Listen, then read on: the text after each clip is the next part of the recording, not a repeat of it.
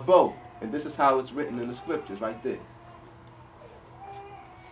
And the term, second use, going down a few more verses, it says in the 17th verse, and it came to be when the sun went down. Second use of the word sun, it's still talking about it going down. It's still talking about this new beginning. And it was dark that sea.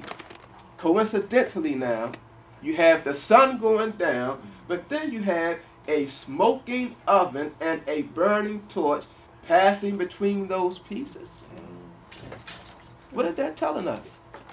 Now, we already understand as far as the transition from one day to another day, that's indicated by the setting of the sun. But what we're talking about now, dealing with the context. The sun went down, and guess what that sun did, in other words?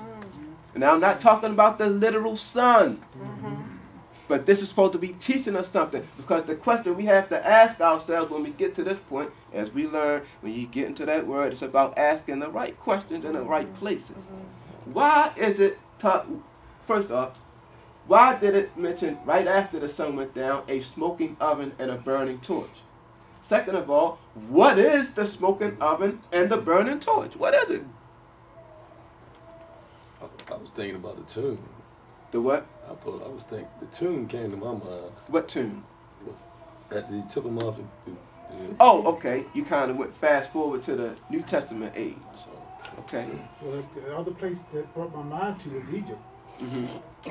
Smoking oven. Okay. Now, okay. You don't want to just focus on that, because a smoking oven and a burning torch passing between those pieces. Remember, he just cut some animals up. He's about to enter into a covenant. Now, take your mind back to ancient times when they made covenants. What were you going to say? It made me think of a lake of fire. Okay, lake of fire. We're going to get to that. Oh, okay. We're going to get to that. What I saw was, when we first started reading, how he separated the sons of light and the sons of darkness. Okay. Because this is two pieces. They're split in half. Okay. And now there's something keeping them apart. Okay. There's something that's passing through the pieces. Okay, Right. I can see where you can make that connection. Okay. That's a good observation. Right? I was thinking of the cloud is the fire pillar. Okay, that's what comes to your mind.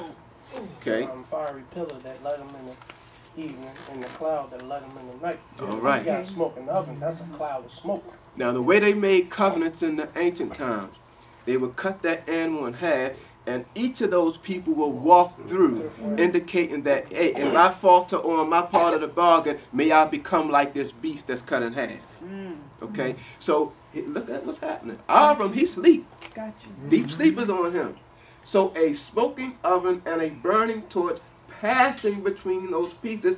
Who just ratified that covenant? That's right. Elohim. Okay. There we go. Gotcha. That's what we see now. Yeah. This is the second use of that term. The sun went down, and it's supposed to be an indication to us that what happened now is this entity, that pillar of fire now, just passed between these pieces of these animals and just ratified the covenant Yahweh made. Okay? So he did it himself. He did it. Abram didn't have to do anything this time. Right. He did it.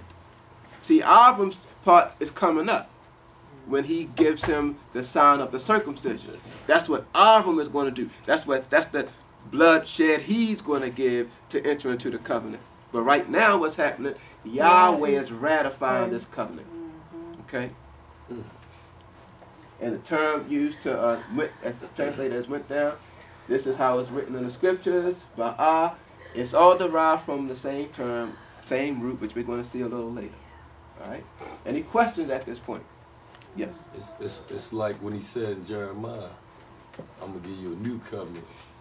And put them in your heart. Come on so now. Because he doing it this time. Well, it wasn't nothing wrong with the first one. Like people think like that was old covenant. Right. Like you said, he put him to sleep. Right. And like, I'm going to do this.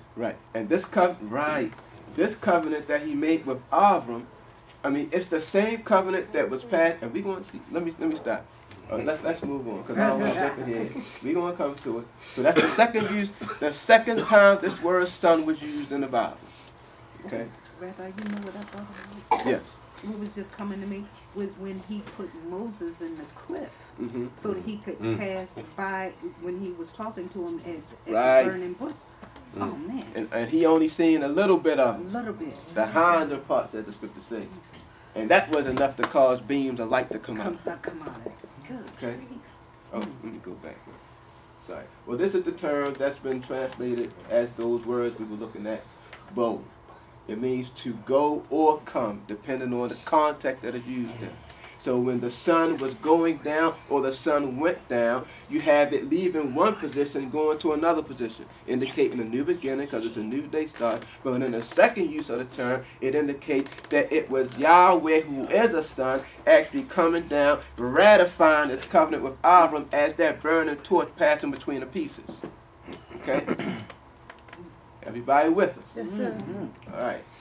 Third use of the word son. Now, based on the context, we're going to see something different. This is in Genesis 19:23. The sun, again, Hashemesh, had risen upon the earth when Lot entered Zoar. Now we're going to see something else happening. Now, when it says it has risen, number 3318, the word used here is primitive root. It means to go out. Go out of where? Now, we looked at the Psalms, you know, we talked about he set up a tabernacle for the sun. Literally speaking, where he placed the sun, he's talking about there's a position where he put it at. It goes in and comes out. And we see that because it rises and sets. We see the sun, we don't see it. We see the sun, we don't see it. So it appears to come out of some place and go back into some place. So everybody following that? Yes, sir. That's literally speaking. Now, spiritually speaking, we made the connection with the tabernacle and Yahweh Elohim being the sun, and the tabernacle being made for the purpose of communing with the Most High. Okay? So to go out meaning that the sun comes from somewhere.